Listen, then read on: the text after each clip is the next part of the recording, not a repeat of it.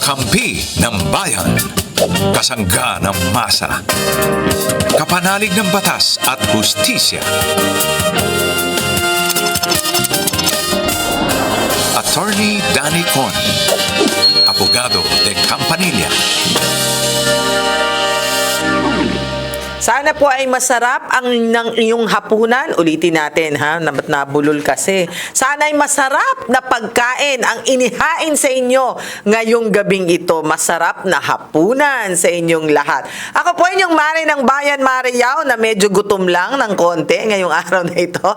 Pero kasama natin ngayon ang laging nagbibigay ng masarap na putahe, walang iba, si Attorney Danny Concepcion, Abogado de Campanilla. Laging busog to. Laging gutom. Hindi, lagi kang busog eh. Magandang gabi rin sa iyo, Mare. Ayan, sige, busog yan. Pag ganyan, konti lang yung sinabi eh, di ba? O anyway, sa lahat po ng mga nakatutok sa atin sa Signal 101, sa Facebook Live, sa TVUP, ayan, ugaliin po natin na manood sa ating programa para marami tayong matutunan pagdating sa batas. Militar. Kung ang telepono po nyo ay Globe, 0954-310-0331. At kung Smart, 0961-770-8807. Ayan, okay. Batas ang ating pinag-uusapan. Actually, ngayon, attorney, kailangan talaga natin matuto sa batas eh. Ang daming nagdudunong-dunungan ngayon left, right, front, back, lagi, di ba? Parang sila yung tama. Oh, ito may ganito, ito ganyan, ito mali, ito ganyan. Ang dami talaga. Pero, datapwat subalit ngunit, ang tanong ko sa iyo ay ganito. Kahit naman abogado, iba-iba ang pananaw Ba't ganun? Kasi, yung mga nakasulat na provision ng batas ay pwedeng i-interpret ng iba-iba rin. Interpret ibahin. Ano ba? Ay, hindi. Kasi talagang minsan pagka inanalyze mo yung wording ng batas, pwedeng iba ang kahulugan. So, ibig sabihin, gumawa tayo ng batas para baluktutin. Hindi, dapat gumawa ka ng batas na hindi pwedeng ma-interpret ng iba-iba. Kaya nga dapat mahusay yung gumagawa ng batas. Paano yan? Ang hirap naman kasing gawin ngayon ng saligang batas. Kung yan yung meron tayo ngayon, kailan tayo ulit magkakaroon ng panibagong saligang batas para ito'y ma-update? Pero ang pinag-uusapan nating batas, yung batas na ipinapasa ng Kongreso. Diba? Laging butas yun. Laging may butas. Unfortunately, ito lang nga sa akin, attorney. I think, wala naman perfect. Wala talagang perfect. Pero, pag nilagay natin yung batas doon sa kapakanan ng nakararami, yun ang tamang interpretasyon. Tama ba ako doon? Paano naman yung nagdedepensa doon sa kabila? Hindi, tama yun. Na yung diba? dapat ang batas ay ang purpose niyan ay general welfare. That's very true. Kaya kahit na anong gawin yung interpret dito, interpret dyan, tingnan nyo muna sino ba talaga ang makikinabang doon sa pangyayaring ganon. Yung kabutihan, supposedly. Sige. Okay, sige. Eto na muna, si Mark 27, siya ay, Mark 27, Mark ng Quezon City, siya ay 27 years old. Attorney, nagkaroon po ako ng friends with benefits. Teka muna, hindi naman niya alam ibig sabihin ng friends with benefits. Alam mo ba yung ibig sabihin nun? Ano nga ba? Tingnan mo.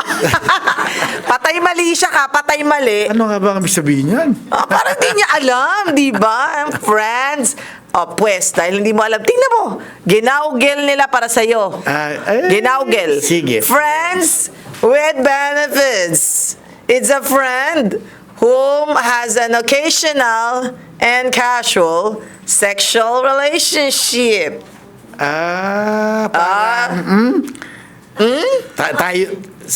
Tayo muna. Parang gano'n, Parang, sige ha, pag I call you, if I need you. Parang Makati pakikamot. Gana. Bakit pag ikaw nagsabi, ang laswa? Pakakabuisit. Eto na, nagkaroon po ako ng friends with benefits. Nabuntis. Yun ang benefit ng friend. Oh my gosh! Yun ang benefit ng friend. Nabuntis, ilang buwan na ang nakalipas. Di ang pakiwari ko, ang nakabuntis si Mark. Ayun nga, siya nga. O, sige. Nag-decide tuloy kami na ituloy na lang ang pagbubuntis at tumulong na rin ako para... Kahit nalaman kong may problema problema siya. siya sa pag-iisip. OMG! Hindi clinically diagnosed, pero aminadong nanay niya. Na meron Basahin mo na, niya. dire-diretso mo na. OMG! O, sige. Ayan, Dumating tuloy mo. na sa punto na galit siya sa akin at sinabing wala akong karapatan sa bata at ayaw niya ng suporta ko. Kaya, hinayaan ko na lang. Ngayon, sinabi niya na kakasuhan daw niya ako dahil hindi raw ako nagsusuporta. Kahit may mga screenshot ako na siya mismo ang nagsasabing ayaw na niya ng tulong ko. Wala pa pong ipinapanganak na bata. Pwede po ba niya ako idemanda agad kahit hindi pa ipinanganganak? Plano ko rin pong plano ko rin kung maghahabol siya ay humingi ng DNA test. At kung akin nga ang bata ay magre-request ako ng psychological test para sa kanya at kukunin ko na ang custody. Ano pong legal na pwede kong gawin? Ay, alam mo, ang salimuot ng buhay nila, ha? Dahil sa friends With benefits. Gosh, Abel, gosh. Oh my gosh. Yan, Parang yan, ngayon ko yan, lang- yan. At isa pang yan. Na may benefit. Yan. Yan ang nangyayari sa inyo. Ayan, sakit ng ulo, di ba? Hindi, yun ang benefit niya, nabuntis siya. Hindi si Mark ang nabuntis. Hindi nga si Mark, nabuntis niya. O, isa-isahin natin to, ha? Okay, doon sa support. Sa support. Okay. Hindi pa pinapanganak. Maski po hindi pa pinapanganak, kung talagang nagkakaroon na ng gastusin yung nanay para po pangalagaan ng baby na nasa kanyang sinapupunan, ay para din po ito sa kapakanan ng pinagbubuntis na bata. So, dapat suportahan. Dapat susuporta siya. Pero kung ididemanda siya, ay magiging ebidensya naman niya yung mga text messages sa kanya na nag-offer siya pero tinanggihan. Okay. Okay. Ngayon. Ngayon, halimbawa ng iniluwal ang sanggol. At ang sanggol ay ipagpalagay na natin na cute. Cute. Ang cute. Okay. Cute. Parang tuta yung sinasabi mo, hindi sanggol. Hindi. May cute din, may cute May din. cute din na baby, di ba? Hindi, pagkasanggol, cutie pie. Hindi, si Gabi yun eh. Tawag ko kay Gabi, cutie Cutie pie. Di ba? Ngayon, totoo na pwede niyang hingin na ipa-DNA para masiguro niyang kanya yung bata. Ngayon, Okay. pagpalagay na natin na napatunayan kanya nga ang bata, pwede siyang humingi na siya ang magkaroon ng parental authority doon sa bata. On the basis, Na wala, na dahil may psychological problem yung nanay, baka hindi niya maalagaan. paano mo naman ipoprove na may psychological defect yung nanay? Di ipapa-evaluate din ng ng judge yun. Ang tanong ko ganito, pwedeng sabihin na, ba't pinatulan mo? Hindi ko ho alam eh. Di ba yun ang sinasabi niya, hindi ko ho alam na meron pala siya. At, pero hindi ba inamin ng nagmamanifest nanay. yun? Hindi, parang minsan kasi hindi nagmamanifest siya ng maya't maya eh. Okay. Ang psychological, what do you call this, situation ba, ay Meron tayong kasama ba doon tinatawag- yung HD, yung ganun lang? Or kailangan mas malalim para matanggal sa kanya yung kustodiya ng kanyang anak? Para matanggal sa kanya ang custody ng bata, kinakailangan mapatunayan natin na yung kanyang pag-iisip ay hindi ganun ka-normal para maging safe ang bata sa kanyang pangangalaga. Pero illegitimate yung bata. Hindi ba dapat mapunta sa nanay? tatanggalan nga natin ng custody yung nanay. Kasi nga Hindi, yung nanay nung nanay. hindi. Maski hindi naman niya talaga anak yon. Ang may anak yung illegitimate na father. So yung siya ang mas may karapatan. kasi okay. siya yung tatay. At Okay. kung makikita sa DNA na siya yung biological na tatay, mas mataas ang karapatan ng tatay kaysa doon sa lola. Okay, lalo pa kung meron namang kapasidad yung tatay na magsuporta at mangalaga, magpalaki doon sa bata. So Ngayon, kanina, yung sinasabi niya, yung lahat ng sinabi niya, sinight niyang example. So pwede pala yon yung text na pinakita niya. So kahit na hindi siya muna magsuporta, pinakita niya. Meron bang suporta na afterwards kinokolekta sa tatay? Meron bang ganun? ay pagka yung bata ipinanganak ng buhay, Hindi, for example, sabi niya, hindi ka nagbigay sa akin ngayon. pwede bang retroactive? Retroactive. Hindi. Hindi pwede. Ay, nabuhay mo na eh. Nabuhay mo nang wala akong suporte.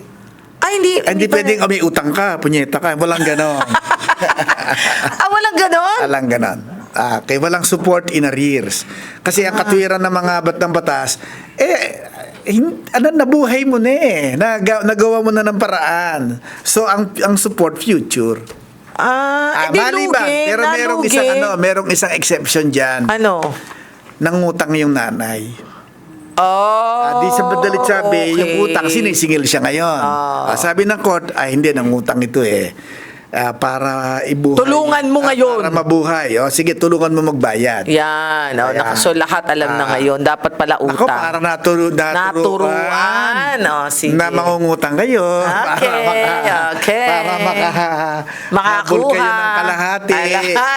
Doon sa tatay na ayaw magbigay. Okay, sige. Opo. Eto na. Si Mona naman ng Bulacan. Eto Bulacan. Ang lapit lang sa Valenzuela nito, ha? So ano naman ang masarap sa depende Bulacan? kung saan sa Bulacan. Parehas lang yan. Anong masarap sa Bulacan? Kapag ka doon ka sa San Miguel, pastillas ang masarap. Kakanin, doon. di ba? Pastillas. Pero may kakanin din, o hindi? Siyempre, lahat naman sa buong Pilipinas ay may kakanin. Pero hindi special doon Pero sa Bulacan? doon kasi ay espesyal sa San Miguel, Bulacan ng pastillas. Pastillas. Kasi ang gatas na ginagamit ay gatas ng ina. Inang kalabaw. Inang easy. kalabaw. Easy. Nagulat ako doon sa ina. Ano yun? Inang kalabaw. Alam mo yan, ang pinakamahal na talent fee, ha? Ang alin. Yung paglalabas ng gatas ng ina. Hindi mo alam? Yan ang pinakamahal na talent fee, ha? Sige, Mona ng Bulacan. Magandang gabi. Hi, good evening po, Miss Yao and Attorney Danicon. Sige po. Ano pong tanong Ay, natin? saan ba kayo sa Bulacan? Oo nga, San Miguel ba? I am from Maykawayan, Bulacan. Ako, taga may kawayan ako. Yung totoo. Yes. Akala ko ba Valenzuela ka? Ano ba? Hindi ganito yan. Sa taga Valenzuela, yung lolo ko. Pero ako ay doon lumaki sa may kawayan. Nako. Sa Bangkal, may kawayan, Bulacan. Pero sa tingin ko siya bata. Kasi ang lola ko ay Rivero na taga may kawayan. Kaya. Pero si Mona, yung kanyang sa pagsasalita niya, mukhang bagets. Mukhang Hindi ko sinasabing hindi ka bagets, ha? baka hindi ka taal na taga may kawayan. Alam mo ba 'yon? Taga Caloocan po ako originally. Nauwi lang siya sa Bulacan. Pero sige. hindi sa Taal. This is where na taga may When you say kawayan. Taal, taga ron talaga. Native. Native. Native. Okay, sige. Parang manok, di ba? Native. Mona, anong gusto mong itanong sa ating abogado de Campanilla? Good evening po ulit. I would just like to ask, regarding po kasi may isa po akong friend. Babae po siya. Nakilala ko po siya sa dance studio. And then, eventually, inofferan po niya ako mag-business kami. Tapos po, dahil po kaibigan ko siya, nagtiwala po ako. And then, pinakilala po kasi niya sa akin yung partner niya, live-in partner niya. Ang pangalan niya is Mark. Let's say Mark. And then, ito pong si Ria, inoffer po niya sa akin. Itago natin sa pangalang Mark at Ria. Hindi yan ang kanilang mga tunay na pangalan. Yes po. Opo, tago lang po sa names. And then, ang nangyari po is that meron po silang hawak ng mga startup businesses. And with all due diligence naman po, nagpunta po ako and then existing naman po sila. So, nainganyo po ako mag-invest. Okay. Opo. So, si Ria po, may hawak siya ng mga, halimbawa, Si co-working ano na lang, space, si and Ana then na lang. Oo, wag na tayo magbigay ng mga pangalan. Si Ana at si Juan. Okay, sige. Si Ana, ano nangyari kay Ana? Si Ana, she has yung mga hawak po niya ng mga businesses. And then si Juan naman po, may mga hawak din po siya, halimbawa barbershop and car wash. Okay. So they asked me to invest sa sa barbershop. Yon. So nag-invest po ako ng 150,000 with the agreement na meron po akong 10,500 per month for 1 year. Yun po yung interest niya. And then sa pinaka last po, parang sa 12 month po ibabalik nila yung capital ko with the interest pa din. So, Too ganun good po to be yung- true to, ah.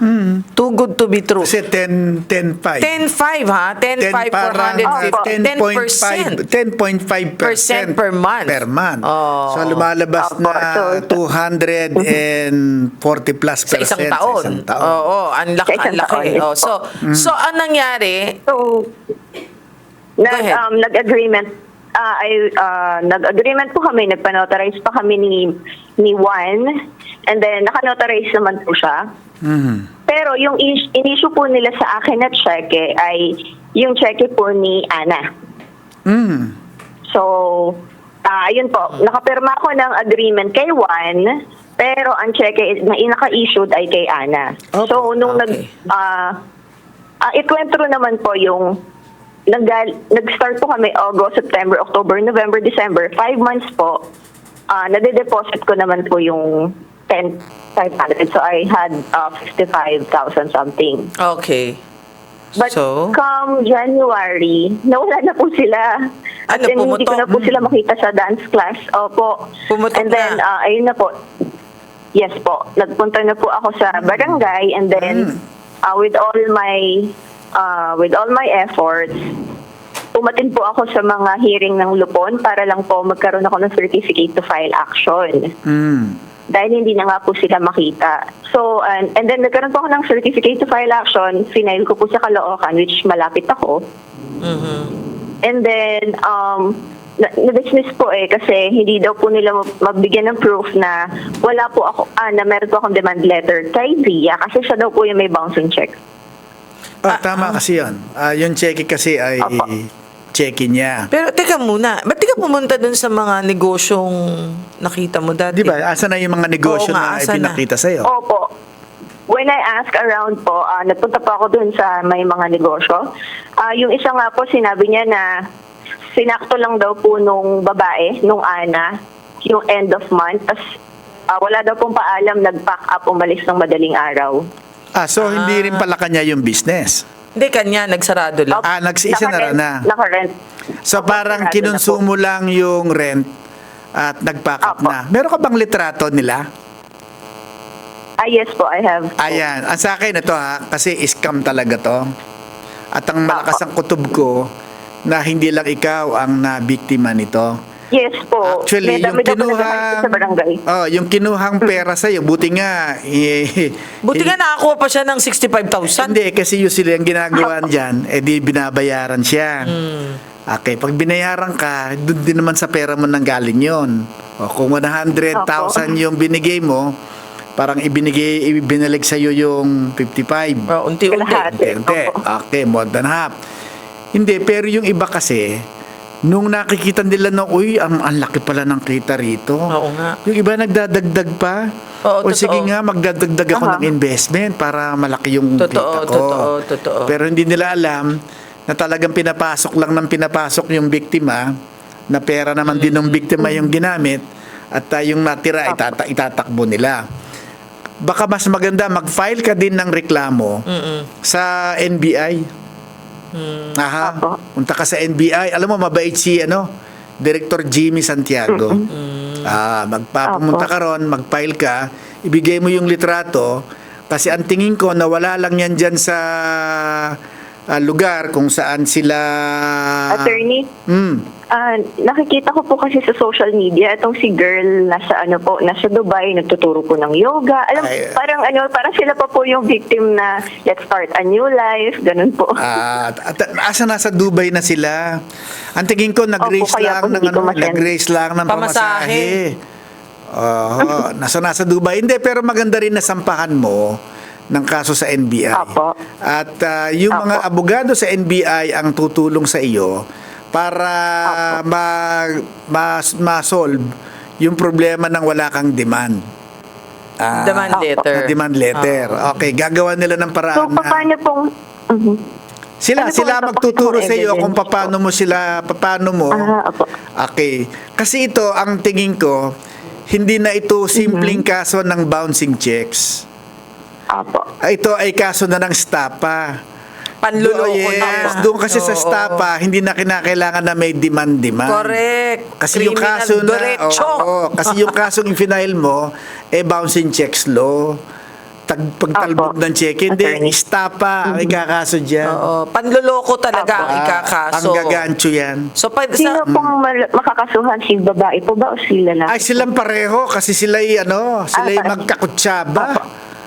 Opo, Opo. magkakutsaba sila. Saka mag-antay ka, baka malay mo may lumabas pa, naging syndicated estafa. Yan, kasi pag may lumabas na sa file ng NBI na marami na palang nagreklamo sa mag-live-in na yan, Magjowa. magjowa. Oo. Aba, Opo. baka large scale stapa ang i-file dyan, Oo. unbailable yan. Opo. Paano kung nasa Sir, ibang if bansa? ever- Bakit hindi kaya sila uwi? Wag kang makauwi-uwi dito. Wag sa makauwi. Kung hindi, kulong na kulong Sir, ka. okay lang po ba if it happened po 2023 pa, July? Okay lang ho yan. Kasi dalawang Opo. taon Wala pa pong lang naman. prescription. Pero kung 30 Opo. taon na ho yan, masyado matagal na yun. Pero kung dalawang Opo, taon hindi pa naman lang, po. okay pa po yan. Pero at least, Pero thank yung you, bouncing checks, 5 taon yon. Pero hindi na nga bouncing checks ang ating Lord. kakaso. Ipa-file. dyan. Oo. Stapa. Oo. Apo. Estafa na, ha? So, sana nasagot Apo. ang iyong katanungan mo na. Yes po. Opo. Oo. Yes, okay po. Tapos nanonood pala sa Dubai sa atin, ano? Okay. Tapos tatawag naman dito. Itatanong kung paano ho ba Paano itong ako problema? makakalagpas Oo, dito paano- sa... Okay, thank you. Salamat.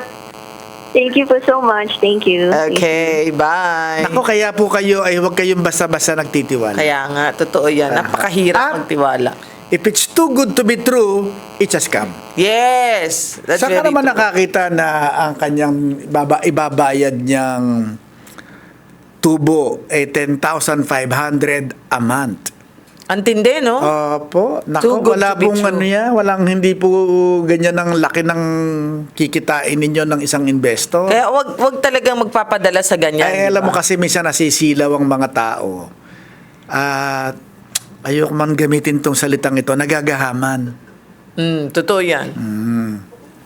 Meron, maraming ganyan. Yung hindi marunong makontento ng meron, di ba? Kaya nagkakaroon ng mga bags ng basura. Siyempre, sasabihin niya, meron akong pera rito 100 eh. Wala naman akong paggagamitan.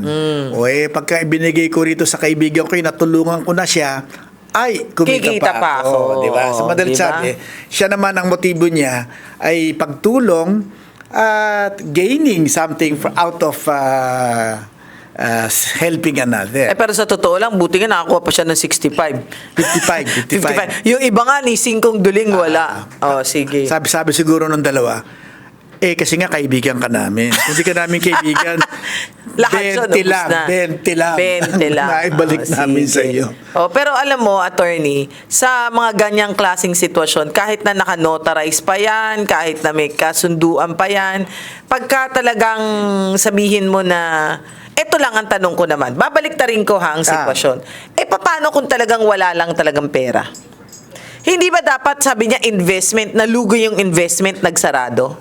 Siyempre, pero patutunayan nila na nalugi ang investment. Kasi investment, pinakita sa kanya. Kaya nga, so para hindi sila makapagbayad sa iyo, papatunayan nila na nalugi ang investment. Nako, di ibig sabihin, nalugi ang business. Pwede pa lang, pwede pa lang point of argument din nung dalawa. Yes, pag sinabi niya, nako sorry alam mo, nalugi yung business natin. Oo. Kaya nga dito na lang ako nagtatrabaho eh. Hindi, pero bakit nalugi? Ay, mag-explain ka. Bakit nalugi? Lagi naman puno yung barberia. Di ba? Kaya pag sinabi niya na, naku, wala, nilangaw Kasi sabi niya investment eh. Kaya nga, Hindi naman sosyo. utang eh. Sosyo nga. Hindi naman utang. Pero nga, niloko siya. Niloko siya. Okay. Anyway, sana Hindi ko kayo- naman kumudal sinabing investment, pwede mo nang sabihin na nalugi. Maski hindi. Na hindi mo naman ginamit dun sa business yung pera. Panloloko rin yun. Anyway. Ay, ang hirap talaga ng buhay ngayon dahil ang dami talaga manluloko. Mag-iingat ho tayo ha dahil kaliwa, kanan, harap, likod. Talagang marami yan. Maraming manggagancho. Nasa sa atin na lang kung tayo ay magpapagancho. Di ba, no? Anyway, hanggang sa muli po ako inyong Mare ng Bayan, Mare Yao. Attorney Danicon po, abogado de Campanilla ng Bayan. Hanggang sa susunod po nating episode. Syempre, mag-ahay ako sa aking Papa Jimmy, Mama Trining, and Babe Marshall Angelico Castro. Bye, everyone! See.